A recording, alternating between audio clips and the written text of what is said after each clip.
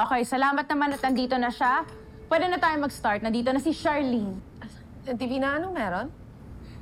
Nagpatawag ako ng meeting sa lahat ng involved sa kumpanya natin. Saan? At nasaan si Raymond? Busy siya. Busy si Raymond.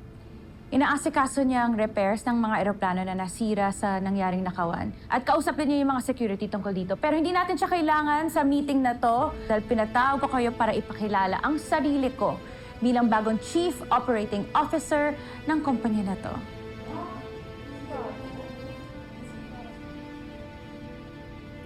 At dahil hindi lang ako investor at isa ako sa mga may-ari ng kumpanya na to, madaming magbabago sa office natin.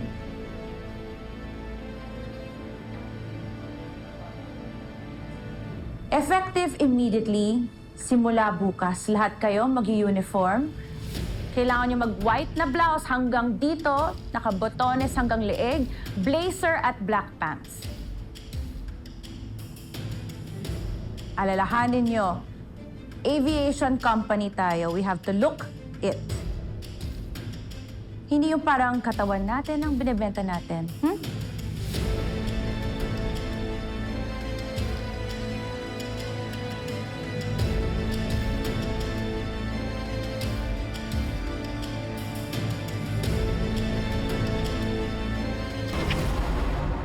Han, she's being unreasonable.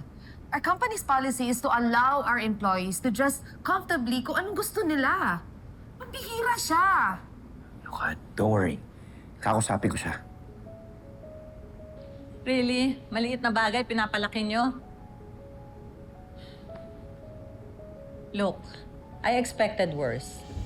Sa unang araw ni Divina, she only instituted very small changes. Hiniling lang niya na magkaroon ng sariling opisina. Granted, ikaw yung nawalan ng opisina, Charlene. Pero maliit na bagay lang yun. Ngayon naman, gusto niya magkaroon ng dress code. But that's not asking for too much. It's not as if pinagre-resign ka niya sa posisyon mo, which I would have probably done if I were in her position, given the history of the two of you.